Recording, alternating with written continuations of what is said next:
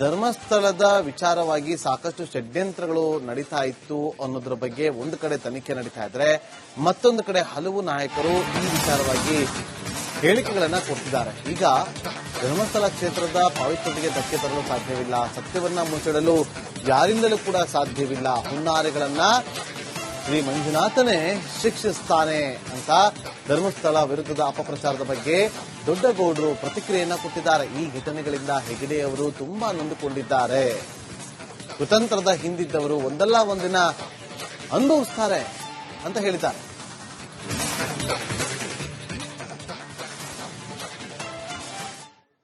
ಧರ್ಮಸ್ಥಳದ ಮಂಜುನಾಥ ಸ್ವಾಮಿ ಲಕ್ಷಾಂತರ ಜನ ಬರ್ತಾರೆ.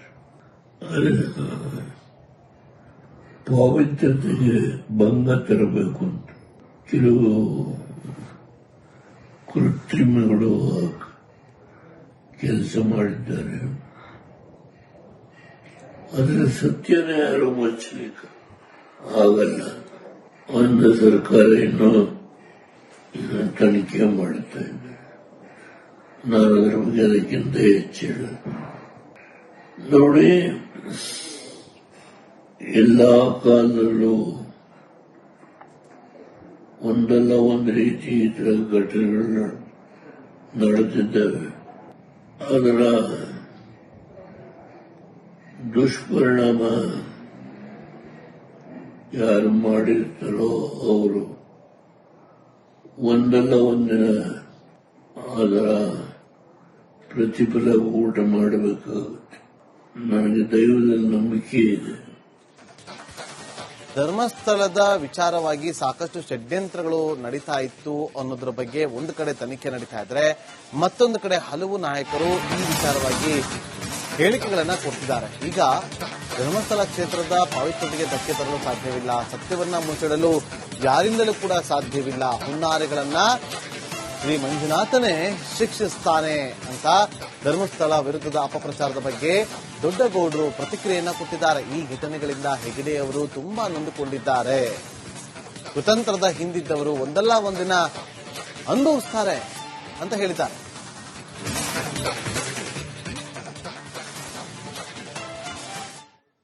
ಧರ್ಮಸ್ಥಳದ ಮಂಜುನಾಥ ಸ್ವಾಮಿ ಲಕ್ಷಾಂತರ ಜನ ಬರ್ತಾರೆ. ಪವಿತ್ರತೆಗೆ ಭಂಗ ತರಬೇಕು ಅಂತ ಕೆಲವು ಕೃತ್ರಿಮಗಳು ಕೆಲಸ ಮಾಡಿದ್ದಾರೆ. ಅದರ ಸತ್ಯನೇ ಯಾರು ಮುಚ್ಚಲಿಕ್ಕೆ ಆಗಲ್ಲ. ಒಂದು ಸರ್ಕಾರ ಇನ್ನೂ ತನಿಖೆ ಮಾಡುತ್ತಾ ಇದೆ. ನಾನು ಅದರ ಬಗ್ಗೆ ಅದಕ್ಕಿಂತ ಹೆಚ್ಚಿಲ್ಲ. ನೋಡಿ, ಎಲ್ಲಾ ಕಾಲದಲ್ಲೂ ಒಂದಲ್ಲ ಒಂದು ರೀತಿ ಇತರ ಘಟನೆಗಳು ನಡೆದಿದ್ದಾವೆ. ಅದರ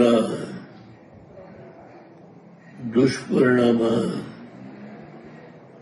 ಯಾರು ಮಾಡಿರ್ತಾರೋ ಅವರು ಒಂದಲ್ಲ ಒಂದಿನ ಅದರ ಪ್ರತಿಫಲ ಊಟ ಮಾಡಬೇಕಾಗುತ್ತೆ. ನನಗೆ ದೈವದಲ್ಲಿ ನಂಬಿಕೆ ಇದೆ. ಧರ್ಮಸ್ಥಳದ ವಿಚಾರವಾಗಿ ಸಾಕಷ್ಟು ಷಡ್ಯಂತ್ರಗಳು ನಡೀತಾ ಇತ್ತು ಅನ್ನೋದ್ರ ಬಗ್ಗೆ ಒಂದು ಕಡೆ ತನಿಖೆ ನಡೀತಾ ಇದ್ರೆ ಮತ್ತೊಂದು ಕಡೆ ಹಲವು ನಾಯಕರು ಈ ವಿಚಾರವಾಗಿ ಹೇಳಿಕೆಗಳನ್ನ ಕೊಡ್ತಿದ್ದಾರೆ. ಈಗ ಧರ್ಮಸ್ಥಳ ಕ್ಷೇತ್ರದ ಪವಿತ್ರತೆಗೆ ಧಕ್ಕೆ ತರಲು ಸಾಧ್ಯವಿಲ್ಲ, ಸತ್ಯವನ್ನ ಮುಚ್ಚಿಡಲು ಯಾರಿಂದಲೂ ಕೂಡ ಸಾಧ್ಯವಿಲ್ಲ, ಹುನ್ನಾರೆಗಳನ್ನ ಶ್ರೀ ಮಂಜುನಾಥನೇ ಶಿಕ್ಷಿಸ್ತಾನೆ ಅಂತ ಧರ್ಮಸ್ಥಳ ವಿರುದ್ಧದ ಅಪಪ್ರಚಾರದ ಬಗ್ಗೆ ದೊಡ್ಡಗೌಡರು ಪ್ರತಿಕ್ರಿಯೆಯನ್ನ ಕೊಟ್ಟಿದ್ದಾರೆ. ಈ ಘಟನೆಗಳಿಂದ ಹೆಗಡೆ ಅವರು ತುಂಬಾ ನೊಂದುಕೊಂಡಿದ್ದಾರೆ. ಕುತಂತ್ರದ ಹಿಂದಿದ್ದವರು ಒಂದಲ್ಲ ಒಂದಿನ ಅನುಭವಿಸ್ತಾರೆ ಅಂತ ಹೇಳಿದ್ದಾರೆ.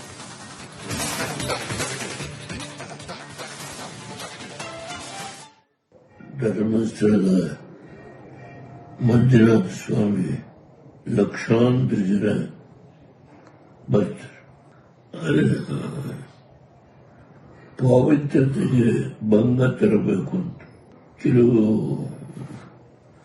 ಕೃತ್ರಿಮಗಳು ಕೆಲಸ ಮಾಡಿದ್ದಾರೆ. ಅದರ ಸತ್ಯನೇ ಯಾರು ಮುಚ್ಚಲಿಕ್ಕೆ ಆಗಲ್ಲ. ಒಂದು ಸರ್ಕಾರ ಇನ್ನೂ ತನಿಖೆ ಮಾಡುತ್ತಾ ಇದೆ. ನಾನು ಅದರ ಬಗ್ಗೆ ಅದಕ್ಕಿಂತ ಹೆಚ್ಚು ಹೇಳೋದು ನೋಡಿ. ಎಲ್ಲಾ ಕಾಲದಲ್ಲೂ ಒಂದಲ್ಲ ಒಂದು ರೀತಿ ಇತರ ಘಟನೆಗಳು ನಡೆದಿದ್ದಾವೆ. ಅದರ ದುಷ್ಪರಿಣಾಮ ಯಾರು ಮಾಡಿರ್ತಾರೋ ಅವರು ಒಂದಲ್ಲ ಒಂದಿನ ಅದರ ಪ್ರತಿಫಲ ಊಟ ಮಾಡಬೇಕಾಗುತ್ತೆ. ನನಗೆ ದೈವದಲ್ಲಿ ನಂಬಿಕೆ ಇದೆ.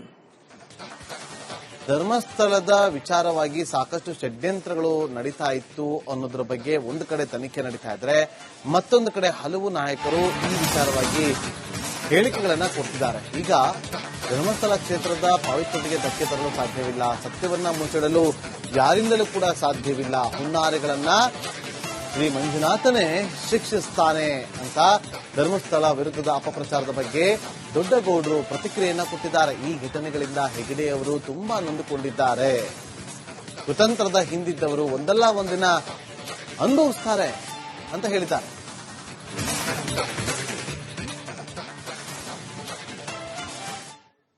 ಧರ್ಮಸ್ಥಳದ ಮಂಜುನಾಥ ಸ್ವಾಮಿ ಲಕ್ಷಾಂತರ ಜನ ಬರ್ತಾರೆ.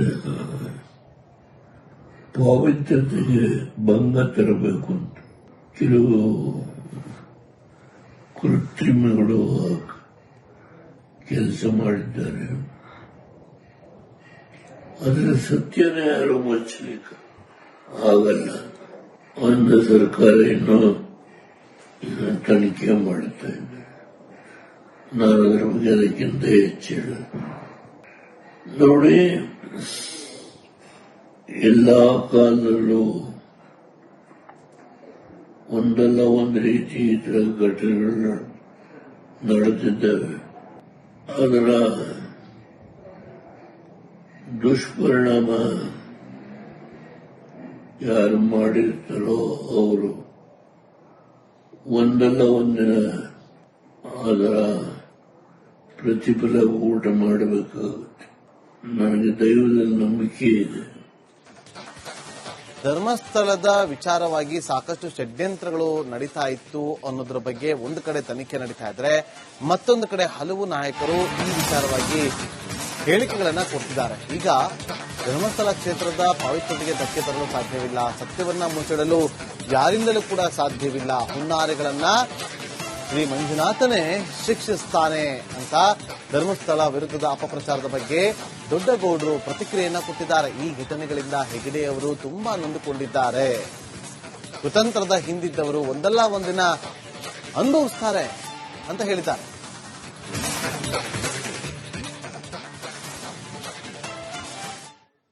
ಧರ್ಮಸ್ಥಳದ ಮಂಜುನಾಥ ಸ್ವಾಮಿ ಲಕ್ಷಾಂತರ ಜನ ಬರ್ತಾರೆ. ಪಾವಿತ್ರ್ಯತೆಗೆ ಭಂಗ ತರಬೇಕು ಅಂತ ಕೆಲವು ಕೃತ್ರಿಮಗಳು ಕೆಲಸ ಮಾಡಿದ್ದಾರೆ. ಅದರ ಸತ್ಯನೇ ಯಾರು ಮುಚ್ಚಲಿಕ್ಕೆ ಆಗಲ್ಲ. ಒಂದು ಸರ್ಕಾರ ಇನ್ನೂ ತನಿಖೆ ಮಾಡುತ್ತಾ ಇದೆ. ನಾನು ಅದರ ಬಗ್ಗೆ ಅದಕ್ಕಿಂತ ಹೆಚ್ಚು ಹೇಳೋದು